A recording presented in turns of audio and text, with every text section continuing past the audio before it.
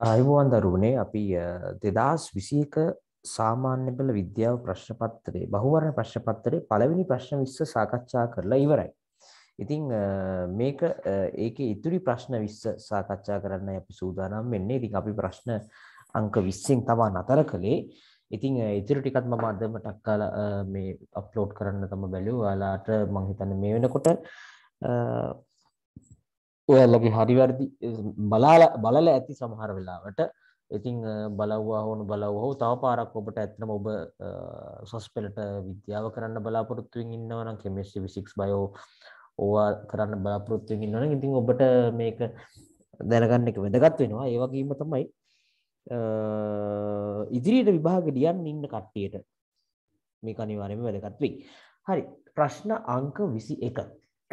විශාලත්වයෙන් සමාන ප්‍රතිරෝධක හතරක් සම්බන්ධ කළ හැකි ආකාර කීපයක් පහත දැක්වේ කියලා කියනවා. ඒවා අතුරින් අඩුම සමක ප්‍රතිරෝධය ඇත්තේ කුමන ආකාරයටද කියලා තමයි අහන්නේ.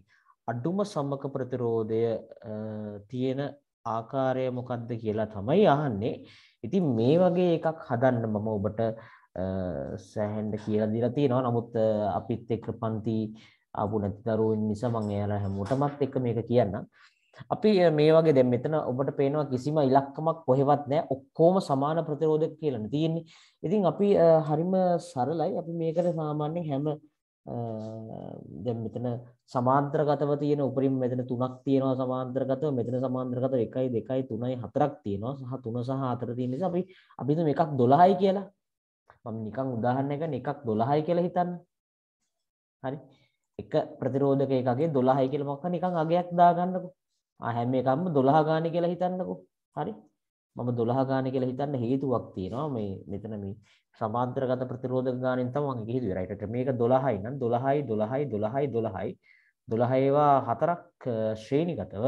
එහෙනම් 12 ඒවා හතරක් මම හිතන්නේ ඕම් 48ක් කියලා මේකට එන්න ඕනේ. හරිද? මෙතන මේක 12යි. හරි. මේවත් 12යි 12යි 12යි. මම ඔබට කියලා දුන්න මතකද දන්නේ සමාන්තරගතව තියෙනකොට ඒක හොයන්න ලේසි ක්‍රමයක්. එක ප්‍රතිරෝධකයක අගය සෙට් කරලා තියෙන ප්‍රතිරෝධක ගාණයෙන් බෙදන්න කියලා මම කියලා දුන්නා. සෙට් කරලා තියෙනවා 12 ඒවා කීයක්ද? 3ක් තියෙනවනේ. 12 බෙදීම 3 එන කියන්නේ මෙන්න මේ සෙට් එක වෙනුවට දාන්න පුළුවන් තනි ප්‍රතිරෝධකයේ ඕම් 4යි. නේද? 12 3ෙන් බෙද්දාම 4යිනේ.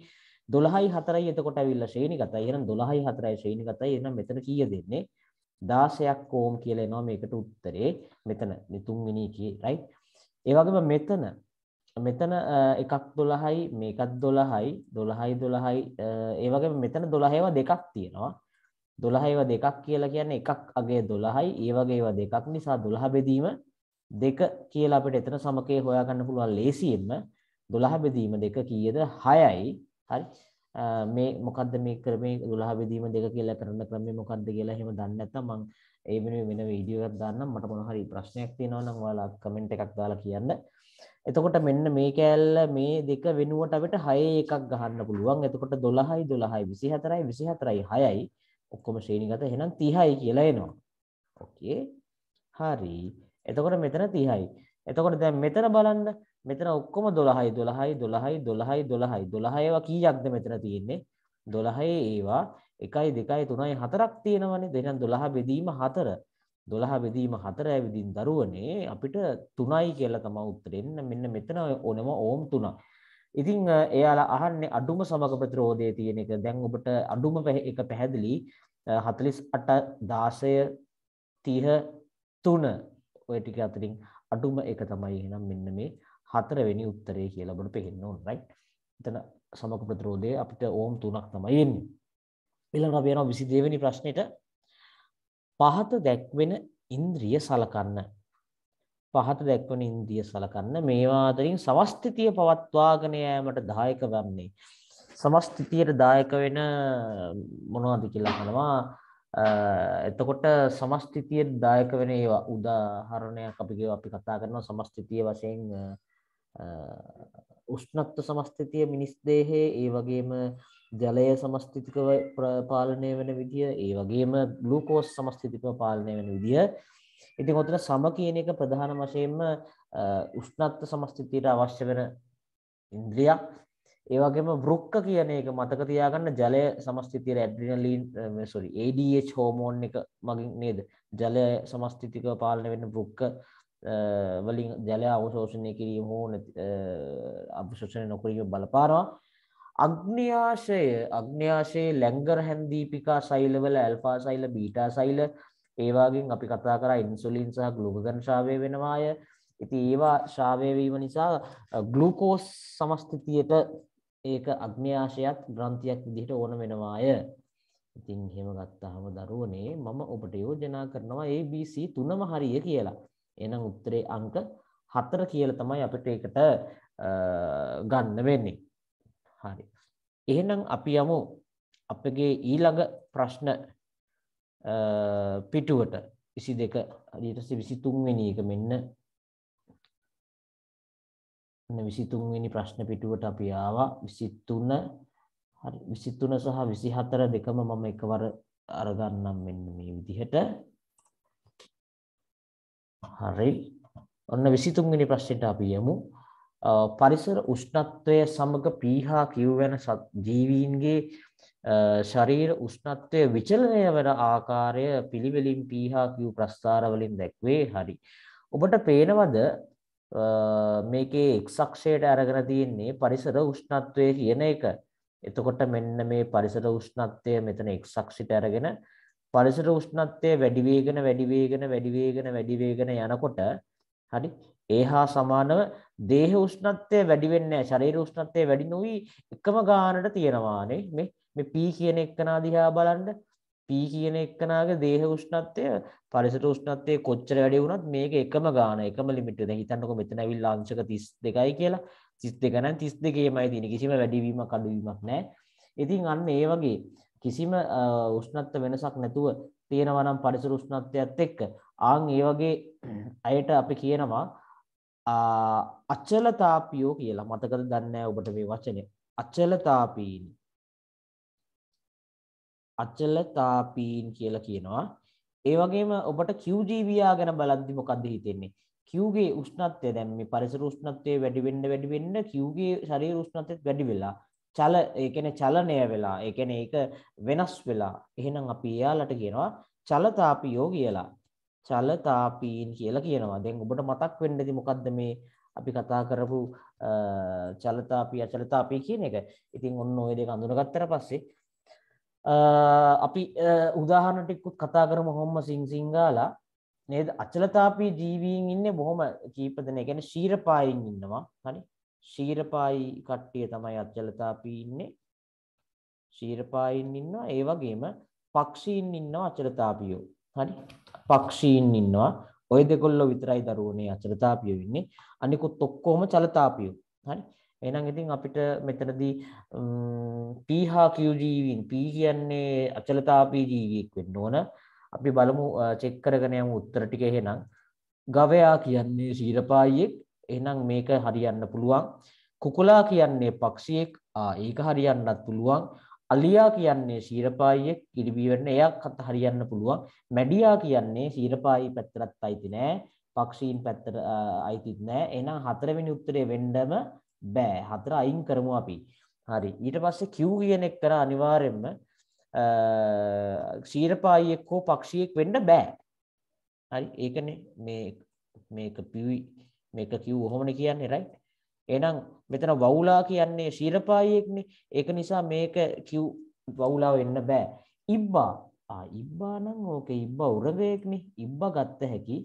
තාරාව පක්ෂියෙක්නේ. පක්ෂියෙක් නිසා මේක වෙන්නත් බෑ. මේක වෙන්නත් බෑ. එහෙනම් අපිට අවසාන උත්තරේ විදියට ගත්ත හැකි. හරිම සරලව උත්තර අංක 2. හරි. ඊළඟට 24 වෙනි ප්‍රශ්නය. A B හා C පරිපථවලට සම්බන්ධ බල්බයේ දීප්තිය අඩු වෙන පිළිවෙල කුමක්ද කියලා අහනවා. බල්බයේ දීප්තිය අඩු වෙන පිළිවෙල මම හිතන්නේ එකම එක බැටරියයි දාලා තියෙන්නේ. ඒ කියන්නේ දීලා තියෙන වෝල්ටේජ් එක එකම ප්‍රමාණයේ වෝල්ටේජ් එකක් බල්බ් එකේ දීප්තිය අඩුම වෙන්නේ. දැන් මෙන්න මෙතනදී නම් මේකෙන් යන සම්පූර්ණ ධාරාවම බල්බ් එක හරහා ගමන් කරනවා. අපි නිකන් හිතමුකෝ මේකෙන් ඇම්පියර් දෙකක ඇම්පියර් දෙකක් කියන්නේ නැහැ. නම නිකන් උදාහරණයක් ඇම්පියර් දෙකක් යනවා කියලා ගමුකෝ. හරි. එහෙනම් ඇම්පියර් දෙකම මේ බල්බ් එක හරහා ගමන් කරනවා අය කිසි ප්‍රශ්නයක් නැත. මෙතන ඇවිල්ලා මෙතනින් එන්නෙත් එළියට ඇම්පියර් දෙකක ධාරාවක් කියලා හිතන්න. නමුත් මෙතන ප්‍රතිරෝධකයක් තියෙන නිසා අනිවාර්යයෙන් ඇම්පියර් දෙකට වඩා ධාරාව මොකද වෙන්නේ? අඩු වෙනවා. අපි නිකන් හිතමු එහෙනම් අඩු වෙලා 1.8ක ඇම්පියර් ධාරාවක් තමයි එහෙනම් මේක හරහා යන්නේ. එහෙනම් අපිට පේනවා දැනට එහෙනම් අඩු ධාරාවක් මේ දෙන්නගෙන් ගමන් කරන්න මේකේ. හරි. ඊට පස්සේ මෙන්න මේක C රූපේ දිහා බලන්න. C රූපේ මෙන්න මෙතනින් ඇම්පියර් දෙකක ධාරාවම එනවා. දෙකක ධාරාව වෙනකොට මෙන්න මේ බල්බ් එක තියෙනවනේ. බල්බ් එක නිකන් ප්‍රතිරෝධකයක් වගේ ක්‍රියා කරනවානේ. ඉතින් මෙන්න මේ බල්බ් එකට උඩින් බල්බ් එක නොවන නිකන් කම්බියක් දාලා මෙන්න මේක ෂෝට් කරලා දෙනවා මේ සර්කිට් එක. සර්කිට් එක ෂෝට් කරාම මතක තියාගන්න කවදාකවත් බල්බ් එක හරහා කරන්ට් එකක් යන්නේ නැහැ. ඒ කරන්ට් එක ඔක්කොම මේ ෂෝට් කරපු තැනින් එළියට යනවා. ඒ කියන්නේ බල්බ් එක හරහා ගියත් බල්බ් එක හරහා බොහොම සුළු කරන්ට් එකක් යන්නේ. ඒ කියන්නේ මේක අතිශයින්ම ඊටම නේද? ඒ කියන්නේ අර ඇම්පියර් 1.9ක් වගේම උඩින් යනකොට මෙතනින් යන්නේ 0.1ක් විතර. මෙතනින් යන්නේ යටින් යන්නේ 0.1ක් විතර. එතකොට ওই 0.1 යනකොට මේ බල්බ් එක පත්තු වෙන්නේ නැහැ. සමහරට බොහෝම හීනියට ලාවටපත් වෙන්න පුළුවන්. හරි. ඉතින් දැන් ඔබට පැහැදිලි එහෙනම් දීප්තිය අඩුම වෙන්නේ මොකේද? බල්බ් එක හරහා අඩුම කරන්ට් එකක් යන්නේ C අවස්ථාව. එහෙනම් C ගේ තමයි දීප්තිය අඩුම. ඉතින් C ගේ දීප්තිය අඩුයි කියන එක පෙන්නන එකම එක උත්තරය තියෙන්නේ. උත්තරේ අංක 1 විතරයි.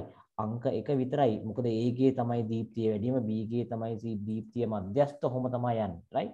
එතකොට ওই විදිහට අපිට මේ C කියන එක නා අන්තිමට අඩුම තැන ඉන්න ඕන නිසා එතනින් පමණක් අපිට හිතලා උත්තරේ ගන්න පුළුවන් හරිම ලේසියෙන්. ඔන්න ප්‍රශ්න අංක 24ත් අපි එතකොට කතා කරලා ඉවරයි. ඊළඟට අපි යමු 25 26 27 කියන ප්‍රශ්න තුන අපි සාකච්ඡා කරන්නට යමු දරුවනේ.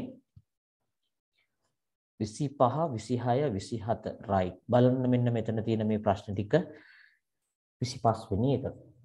එක්තරා මූලද්‍රව්‍යයක් පිළිබඳව තොරතුරු කිහිපයක් පහද දැක්වේ.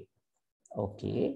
බහුරූපී ආකාර කිහිපයක් ඇත. බහුරූපී ආකාර තියනවා කිව්ව ගමම්ම මට නම් මතක් වෙන එක්කෙනෙක් ඉන්නවා. ඔබටත් මම මේක සෑහෙන වතාවක් මතක් කරලා දෙනවා. කාබන් තමයි සාමාන්‍ය ඔය බහුරූපී ආකාරය ඉන්නවා කිව්වහම සාමාන්‍ය පෙළ මට්ටමේදී ඔබට ටක් ගාලා මතක් වෙන්න ඕන. දියමන්ති, මිනිරන්, සක්‍රීය කාබන් වගේ කාබන් වල විවිධ බහුරූපී ආකාර තියෙනවා.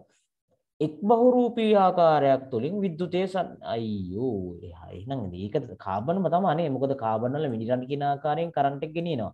එහෙනම් ඉතින් මේ කාබන් ගැන තමයි කියන්නේ. අයියෝ ඕක මහ ලොකු දෙයක් ඈ නේද? එහෙනම් ඒකේ උත්තරේ මොකක්ද දෙන්නේ පුතේ? කාබන් කියලා එනවා. හරිම ලේසි. මිනිස් මොලේ කෘත්‍යයන් කීපයක් පහත දැක්වේ 26 වෙනි ප්‍රශ්නේ. එතකොට සංවේදන ප්‍රතිග්‍රහණය කිරීම, දේහ සමතුලිතතාවය පවත්වා ගැනීම ඔහොමම තියෙනවා right? හරි. එතකොට සංවේදන ප්‍රතිග්‍රහණය කිරීම මේක ඇවිල්ලා සාමාන්‍ය මොලේ තියෙනවනේ කොටස් තුනක්. පළවෙනි එක තමයි මොකද්ද? මස්තිෂ්කය.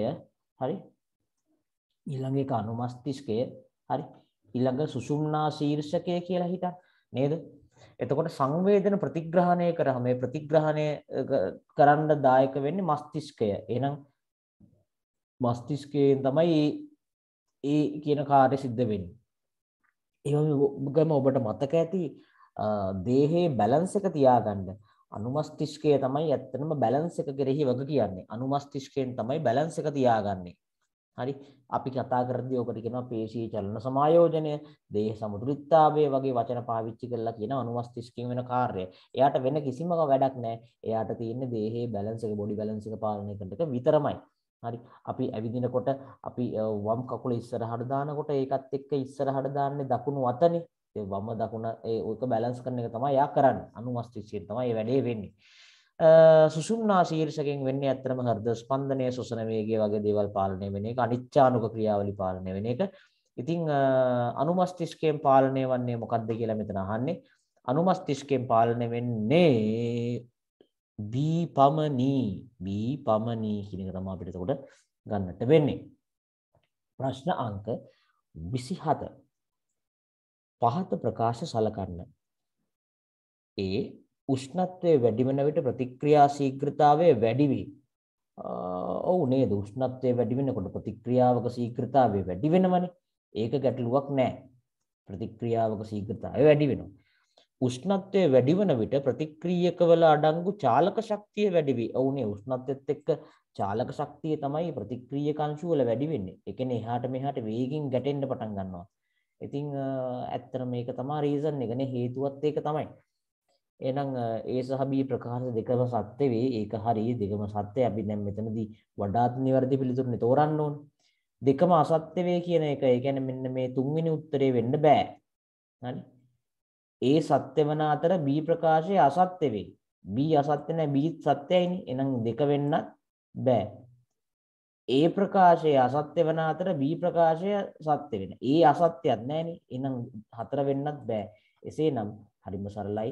උත්තරේ අංක 1 කියලා 27ට ඔබට එනවා. ඔන්න ඔහොමයි ඒකට උත්තරේ එන්නේ. අපි ඊළඟට යමු 28 වෙනි ප්‍රශ්නේ ඉඳන් ඉස්සරහට 28 29 30 31 ප්‍රශ්න කීපෙම මම ගන්නම් එකවරම. හරි. මේක ඉතින් මේ සාකච්ඡාවක් නිසා මම හිතන්නේ ඔබට මේක යව යව බලන්න පුළුවන් ගැටලුවක් නැහැ. ගැටලුවක් මොකක් හරි ආවනම් අනිවාර්යයෙන්ම කමෙන්ට් එකක් හරි දාන්න. right. ආකිමිඩිස් මූලධර්මය මගින් පැහැදිලි කළ නොහැකි පහත සංසිද්ධිය මොකක්ද කියලා අහනවා. ආකිමිඩිස් කියන්නේ එයා කිව්වේ වස්තුවක් පූර්ණ වශයෙන් හෝ අර්ධ වශයෙන් තරලයක් තුල ගිල්ලූ විට වස්තුව මගින් විස්ථාපිත තරල පරිමාවේ බර තරලය මගින් වස්තුව මත ඇති කරන ලබන උඩුකුරු තෙරපුම් බලයට සමාන වේ කියන එක තමයි කිව්වේ. ඉතින් අපි ඕක බලමු මොකක්ද ඒකෙන් කියන්න බැරි කියලා. හරි. මුහුදේ ගමන් ගන්නා නැවක් ගංගාවකට ඇතුළු වීමේදී වැඩිපුර ගිලීම ගංගාවකට ඇතුළු වෙනකොට වැඩිපුර ගිරෙනවා හේතුව ගඟේ ගන් ජලයේ ඝනත්වය අඩු නිසා. හරි. ඒක අපිට කියන්න පුළුවන්. හරි. පුළුවන් ගතියක් තියෙනවා. හීලියම් පුරවන ලද බැලුනයක් වාතයේ තුලදී ඉහළට යන එක. ඔවුනේ සාමාන්‍ය හීලියම් වල ඝනත්වය අඩුයිනේ. අඩු නිසා නේද ඉහළට යන උඩුකුරු තෙරපුම වැඩි කියලා අපිට කියන්න පුළුවන්. සීනි දිය කිරීමේදී දොඩම් විෂ වීදුරුවක ගිලී තිබූ දොඩම් මැට. ඒ කියන්නේ සීනි දිය කරන්න තරලයේ ඝනත්වය වැඩි වෙනවා. තරලයේ ඝනත්වය වැඩි වෙන්න උඩුකුරු තෙරපුම් බලය වැඩි වෙනවා. එතකොට ඒකේ තිබිච්ච ගිල්ල තිබිච්ච දොඩම් අර ටික පාවෙන්න පටන් ගන්නවා. ඒකත් අපිට කියන්න පුළුවන් ගතියක් තියෙනවා. හතර බලමු. කුඩා බලයක් යොදා ද්‍රාවජක්කුවකින් විශාල ඒක පැස්කල් මූලධර්මනේ. අර ද්‍රාවජක්කුව අර චූටි බලයක් දාලා එහා පැත්තෙන් විශාල බලයක් අර වාහන සේවා මධ්‍යස්ථාන වල අර හොයිස්ට් එක වාහන උස්සන්න එහෙම තියෙන්නේ. ඒක ආකිමිඩිස් මූලධර්මයෙන් නෙවෙයි ඒක අපි කතා කරන්න දරුනේ. ඒක අපි කතා කරන්නේ ඒක පීඩනයේ පාඩම 10 වසර පීඩනයේ පාඩමේ තියෙන්නේ. ඔබට දැනට 11 වසරේ ඉන්න දරුවන්ට මතක ඇති. තාම 10 වසරේ දරුවෝ නම් කතා කරලා නැහැ. ඊළඟට 29 වෙනි ප්‍රශ්නේ. උත්තරය අංක 4 එන්නේ 28ට. හොඳේ. හරි. 29. රූපයේ දැක්වෙන පඩිපෙළක තබා ඇති සිලින්ඩරාකාර කොන්ක්‍රීට් වලල්ලක හරස් කඩකි. ඕකේ. මිනිසා විසින් එය ඉහළ මට්ටම දක්වා පෙරලීමට බලය යෙදී හැකි ස්ථාන ABCD ලෙස දක්වා ඇත. සුදුසු දිශාවක් ඔස්සේ අඩුම බලයක් යොදා ඉහළට පෙරලීමට සිලින්ඩරය මත බලය යෙදිය යුතු ස්ථානය කුමක්ද කියලා අහනවා. මෙතනදී මෙන්න මේක මත බලය යොදන්න ඕන. අපි මෙහෙම ගමුකෝ. බලය යොදනකොට අවම බලයක්නේ අහන්නේ. අවම බලය. දැන් එතකොට මෙතනදී අපිට සලකලා බලන්න වෙනවා මේක කැරකෙන්නේ මේක පෙරලන්න නම් මෙතනින් කැරකෙන්න එපාය. මෙතනින් කැරකෙනකොට ඔන්න මම නිකන් ගන්නම් මෙන්න මෙහෙම. අපි බලය යොදනකොට මෙතනින් ඉඳන් මෙතනට තියෙන දුර. ඒ කියන්නේ ඇත්තටම ඈතෙන් පුළුවන් තරම් ඈතින් බලය යොදන්න හරි. පුළුවන් තරම් ඈතින් බලය යොදන්න අපිට කුඩා බලයකින් වැඩේ කරගන්න පුළුවන් කියන එක තේරුම් ගන්න. ඒ කියන්නේ බල පූර්ණය සංකල්පයෙන් ඒක නෙවෙන්නේ නේ. දුර මධ්‍ය ලක්ෂයේ ඉඳන් අපි බලය යොදන තැනට තියෙන දුර වැඩි වෙන්න අපිට වැඩේ පහසු වෙනවා නේ. හරි. එතකොට දැන් මම අහන්නේ Aටද තියෙන දුර වැඩි Bටද දුර තියෙන්නේ Cටද දුර තියෙන්නේ එහෙම නේද හිතන්න බලන්න. මට හිතෙන්නේ මෙතන අපිට CD කෙලින්ම අයින් කරන්න පුළුවන්. හරි CD කෙලින්ම අයින් කරන්න පුළුවන්. ඉහළට පෙරලන්නයි ඕන සුදුසු දිශාවක් ඔස්සේ අඩුම බලයක් යොදා නේද? අඩුම බලයක් යොදා කියලා මෙතන තියෙන නිසා මට හිතෙන්නේ අඩුම බලයක් යොදා කියලා තියෙන නිසා මෙතන දුර වැඩිම අවස්ථාව තමයි ගන්න වෙන්නේ. දුර වැඩිම අවස්ථාව ඒට තියෙන දුර වැඩි කියලා මට හිතෙනවා. මම හිතනවා උත්තරේ අංක 1 කියලා. හරි. උත්තරේ අංක 1 කියලා හිතනවා. දුර වැඩිම අවස්ථාවේ අපිට අඩු බලයක් යොදලා වැඩේ කරගන්න පුළුවන් කියලා හිතෙනවා. පොඩි ගැටලුවක් තියෙනවා සමහර විට මම දන්නේ නැහැ මං ගාව මාකින් ස්කීම් එක තාම නැහැ. B කියන උත්තරයටත් හරියක් දුන්නද දන්නේ නැහැ. මට දැන් මේ දෙකේ නම් දුරවල් සමාන ගතියකුත් පේනවා. තව මොනවා හරි අපි බලමුකෝ හිතලා. හරි.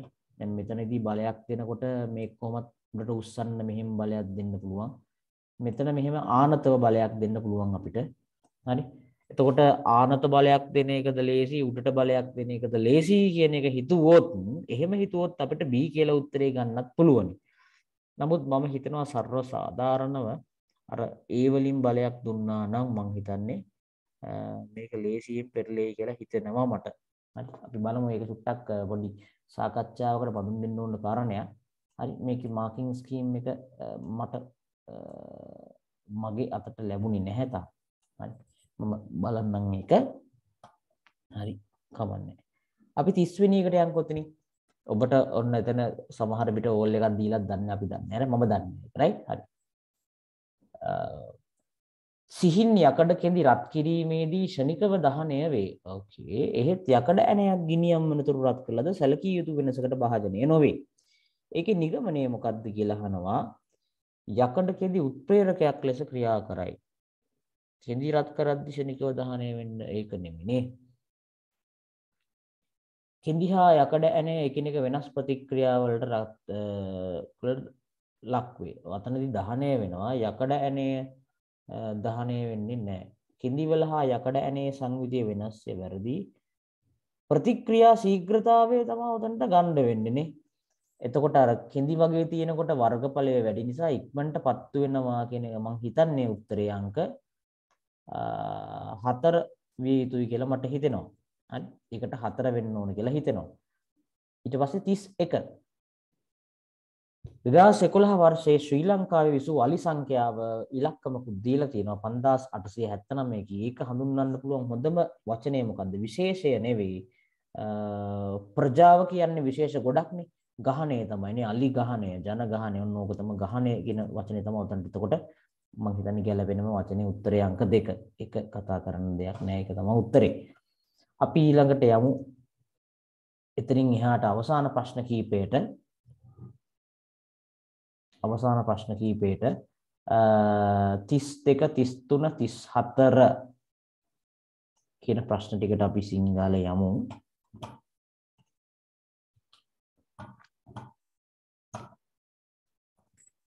right මෙන්න තියෙනවා ප්‍රශ්න ටික. NPN වර්ගයේ ට්‍රාන්සිස්ටරයක් සම්බන්ධයෙන් නිවැරදි වර්ණය තෝරන්න කියලා කියනවා. ඉතින් ඒකට මම මෙන්න මෙතන NPN එකක සංකේතය නිකන් ඇඳ ගන්නම්කෝ. මෙන්න මෙහෙම මේක දැම්මා. මෙන්න මෙතනින් මෙන්න මේක මෙහෙම දැම්මා.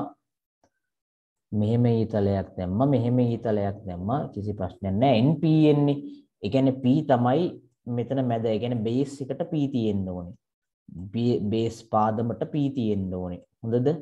එතකොට P වල ඉඳන් N එහෙනම් මෙතන N තියෙන්න ඕන, මෙතන N තියෙන්න ඕනනේ.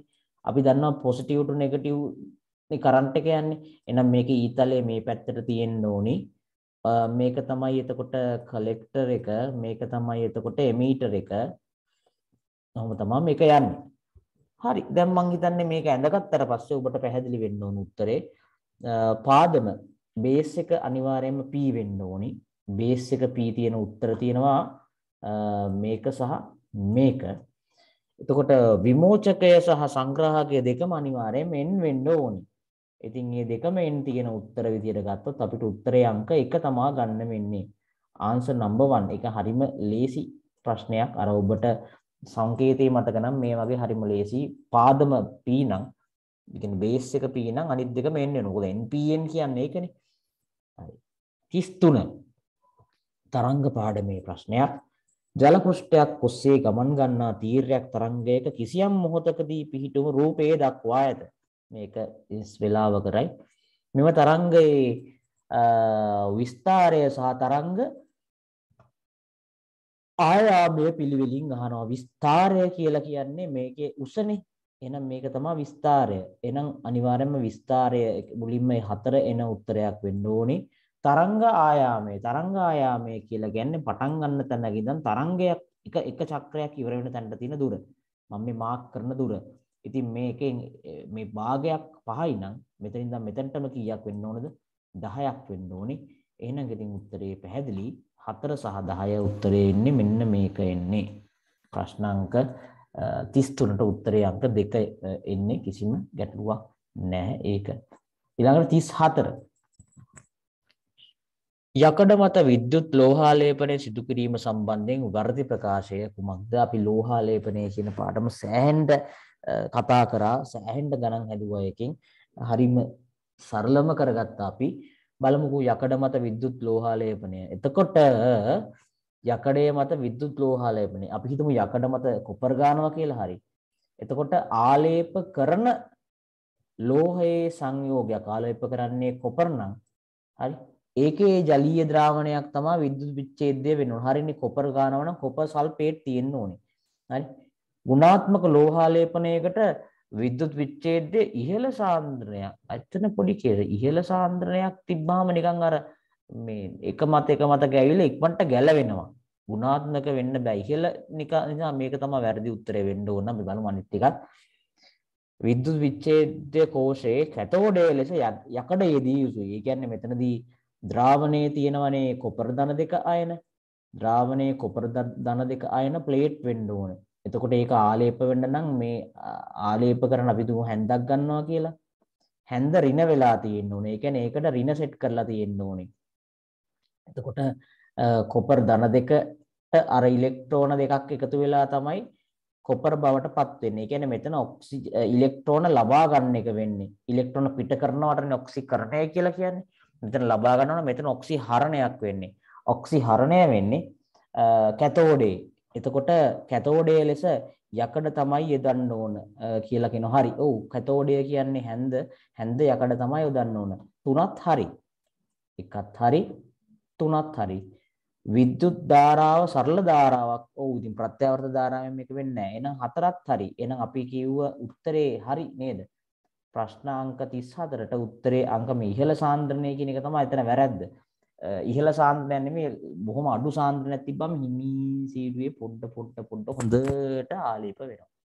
ඕකට මට හොඳම උදාහරණයක් දෙන්න පුළුවන්. අපි හිතමුකෝ තින්ත ගානකොට හරි තින්ත ගානකොට හිමීන් සීඩුවේ පොඩ පිළිවෙලට ලස්සනට ගාගෙන යන්නවත් පුළුවන්. එහෙම නැත්නම් ගොඩක් වතුර දාගන්න නැතුව බොහොම ටික් එකට ඉක්මනට උඩින් ගාගෙන යන්න පුළුවන්. එතකොට වඩාත් කල්පවතින්නේ මොකක්ද? අර හොඳට දිය කරලා ගාපු එකද නැත්නම් අර දිය කරන්නෙම නැතුව ටික් එකට ගාපු එකද? ඒක ඉක්මනට ගැලිවි පොතු ගැලිවි යනවා කියලා ඔබ මං හිතන්නේ ප්‍රායෝගිකව දැකලා ඇති. හරි? හරි. එහෙනම් අපි ඉතින් එහා ප්‍රශ්න ටිකට යමු. 35 සහ 36 අපි කතා කළෙමු කොක්කොටම කලින් නේ. 35 සහ 36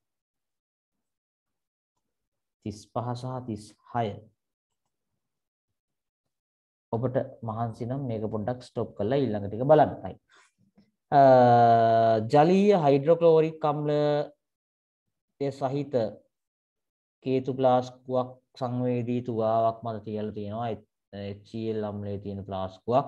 වැඩිපුර හුණුගල් කැබලි දැම්මහම හුණුගල් කැබලි එකතු කිරීමෙන් පසු තුවාලයේ කාටාංගය. ඒ කියන්නේ මෙතන වෙන ප්‍රතික්‍රියාව මොකක්ද කියලා අපි හිතන්න වෙනවා. හයිඩ්‍රොක්ලෝරික් එක්ක හුණුගල්. හයිඩ්‍රොක්ලෝරික් කියලා කියන්නේ HCl. හුණුගල් කියලා කියන්නේ කැල්සියම් කාබනේට්.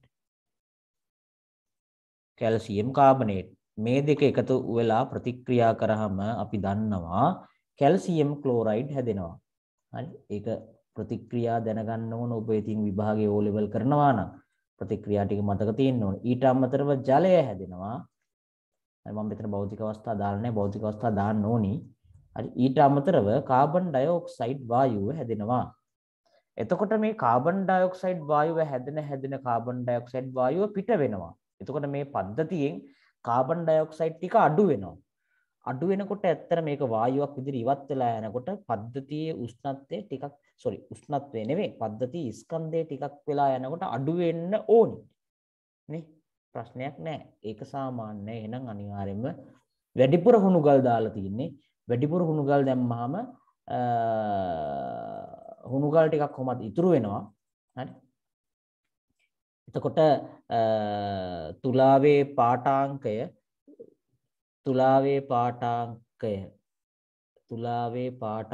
අඩු වේගන යන්න ඕන. අඩු වේගන ගිහිල්ලා එක තැනකදී නතර වෙලා එක ගන්නට. මොකද වැඩිපුර දැම්මහම හුණු ගල් ඉතුරු වෙන්න එපායි. වැඩිපුර දැම්මහම අනිවාර්යෙන් ඒ කියන්නේ හුණු ගල් ඉතුරු වෙනවා කියන එක. එහෙනම් උත්තරේ අංක 4 කියලායි මම යෝජනා කරන්නේ. මොකද කොහොමත් මේකේ කාලයත් එක්ක පාඨාංකය වැඩි වෙන්න විදිහක් නැහැ. ඒ කියන්නේ මේකට කොහෙන්වත් ಜಾති එකතු වෙන්නේ නැහැ මේ මිශ්‍රණයට. හරි. එකතු වීමක් වෙන්නේ නැහැ. මෙතනින් පිටවීමක් තමයි වෙන්නේ. එකම ගානට තියෙන්නේ නැහැ පිට වෙනවනේ. හරි. එකම ගානට තියෙන්නේ නැහැ මෙතන පිට වෙන නිසා. සහ ඒතර මේ වැඩිවීම කියන එක වෙන්නේත් නැහැ. කොහොමද වැඩිවීමක් වෙන්නේ නැහැ. වෙන්නේ අනිවාර්යයෙන්ම අඩුවීමක් තමයි. උත්තරේ අංක 4 කියලා මම යෝජනා කරනවා. ප්‍රශ්න අංක 36ට යොමු වෙමු.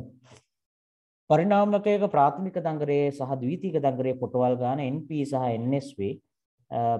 VP සහ VS කියලා විභවාන්තර දෙනවා. ඉතින් මේවා අතර නිවැරදි සම්බන්ධතාවය මොකක්ද කියලා අහනවා. ඉතින් මේවා නේද? VP බෙදීම VS සමානයි NP බෙදීම NS. බලනකොටම මේක හරි කියලා මට පේනවා. VS බෙදීම VP නම් NS බෙදීම NP වෙන්න ඕනේ.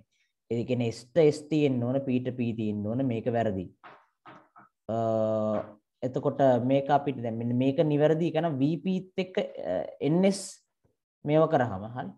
VP වතාවක් NS සමානයි NP වතාවක් VS. මෙහෙම වෙන්න විදියක් නැහැ. මේක බෙදීමකින් තමයි මේ දෙන්න සම්බන්ධ වෙන්න ඕන. මේක වෙන්නත් බෑ. මේක කොහෙත්ම වෙන්නත් බෑ. උත්තරේ අංක 1. උත්තරේ අංක 1 තමයි එන්න ඕන. කිසිම ගැටලුවක් නැහැ. විභව අන්තර අතර අනුපාතයට පොටවල් ගණන අතර අනුපාතය සමාන වෙනවා කියන එක තමයි ඔබට ලැබෙන්න ඕනේ. හරි. ඊට පස්සේ අපි යනවා අපේ ඊළඟ අවසාන ප්‍රශ්න කීපය වෙනුවෙන් 37 ඉඳන් 40 වෙනකම් ප්‍රශ්න ටිකක් දීලා තියෙනවා. බලමු අපි මේ ප්‍රශ්න ටිකට උත්තර හොයන්න. මම හිතන්නේ ජෛව ගෝලයේ පාඩමෙන් තමයි මේ ටිකට දීලා තියෙන්නේ. ABC හා D නිවාස හතරක ශක්තිය ලබා ගන්නා ක්‍රමය භාවිතා වන ආලෝකකරණ උපකරණ හා ආහාර පිසීමේ උපකරණ පිළිබඳ තොරතුරු පහත දැක්වේ. A ශක්තිය ලබා ගන්න සූර්ය කෝෂ වලින් ආලෝක කරන්නේ CFL බල්බ් වලින් ඔහොම විස්තර ටිකක් දීලා තියෙනවා. හරි. පුනර්ජනනීය නොවන ශක්ති ප්‍රභවයක් පමණක් වැය වෙන්නේ කුමන නිවසේ උද කියලා අහනවා. පුනර්ජනනීය නොවන එකනේ අහන්නේ.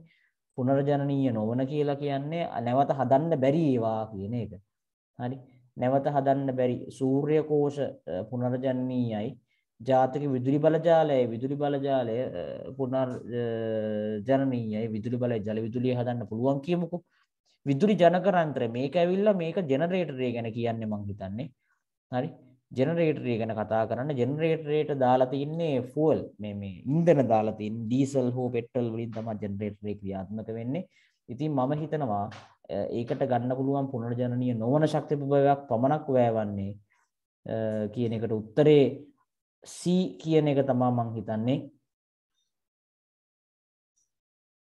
උත්තරේ ගන්න ඕන. බලමු අපි ඉස්සරහට ඊළඟ ප්‍රශ්න ටිකත් එක්ක පොඩ්ඩක් right.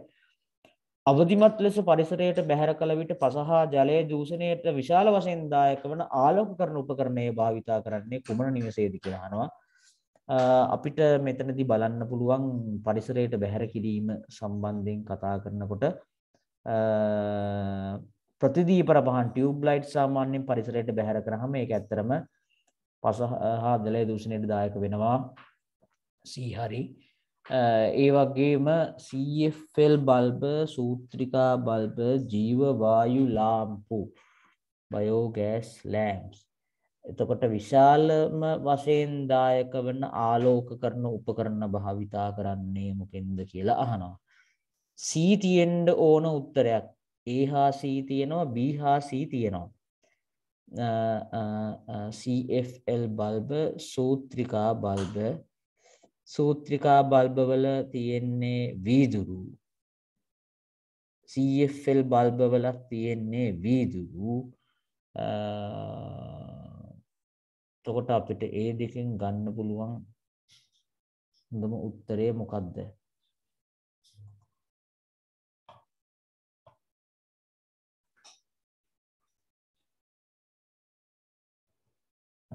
එතකොට අපිට සීත් එක්ක ගන්න පුළුවන් හොඳම උත්තරය කියලා මම යෝජනා කරනවා ඔබට මෙන්න මේ සූර්ය කෝෂ කියන එක අපි එතනදී මම බලවුවේ CFL බල්බ කියන එක ගත්තාම සූත්‍රිකා බල්බ වලට වඩා පරිසරයට අහිතකර වෙයි කියලා මට හිතුණා. ඒකේ පොඩි ගැටලු සහගත තත්ත්වයක් තියෙනවා. මොකද එක වගේ නියන් ඒවා එක වගේ උත්තර තියෙන ප්‍රශ්නයක්. ඉතින් අපි බලමු මාකින් ස්කීම් එක කොහොමද ඒක දෙන්නේ කියලා. A හා C කියලා මම හිතනවා ඒකට අවශ්‍ය කරන උත්තරේ. ඊළඟට අපි බලමු 39 වෙනි එක නිවස තුල වායු දූෂණයට අවමදායකත්වයක් සපයන ආහාර පිසීමේ උපකරණය. ආහාර පිසීමේ උපකරණ වලින් වායු දූෂණයට අවම දරලිපේ විශාල වශයෙන් CO2 සහ කාබන් මොනොක්සයිඩ් පිට වෙනවා භූමි තෙල් ලිපෙත් එහෙමයි මං හිතන්නේ වායු දූෂණයේ අවම වෙන විදිය විදුලි තාපකය තමයි ගන්න වෙන්නේ හොට් ප්ලේට් එක මොකද ගෑස් ලිපෙත් දහනයක් වෙනවනේ විදුලි තාපකයේදී දහනයක් වෙන්නේ නැහැ එතන තාපය නිපදවන්නේ විද්‍යුතයෙන් නිසාවෙන් ඉතින් අපිට ගන්න වෙන්නේ B කියන උත්තරය හොඳයි කියලා මම ඒකට යෝජනා කරනවා ඊළඟට ප්‍රශ්න අංක 40 විදුලි අර්බුදයට හා ඉන්ධන අර්බුදයට වඩාත් ප්‍රායෝගික විසඳුම් ගෙන තිබෙන නිවස කුමක්ද කියලා අහනවා. විදුලි අර්බුදයට හොඳම නිවස තමයි සූර්ය කෝෂ භාවිතා කරලා තියෙන එක. ඒ වගේම ඉන්ධන අර්බුදයට හොඳම විසඳුම තමයි මං හිතන්නේ අර ජීව වායු ඒකකයක් හදලා තියෙන එක. එතකොට ඒ සහ එක උත්තරය නෙහින්නේ. එහෙනම් අපිට LP ගෑස් ලිප දෙකම එකට වෙන ඔක තමයි අහන්නේ විදුලි අර්බුදය හා ඉන්ධන අර්බුදයට වඩාත්ම ප්‍රායෝගික එතනත් අපිට හිතන්න කාරණා කීපයක් තියෙනවා විදුලි අර්බුදයට හොඳම එක තමයි සූර්ය කෝෂ භාවිතය ඒක කටා දෙකක් නැහැ එතකොට ඉන්ධන අර්බුදයට මෙතන තියෙන ඒ වගේන් අපිට හොඳම උත්තරේ ඉන්ධන සඳහා ගන්න පුළුවන් දර විදුලි තාපකය ගන්න බෑ භූමි තෙල් දර සහ LP ගෑස්. ඔව් අපි එහෙනම් එතන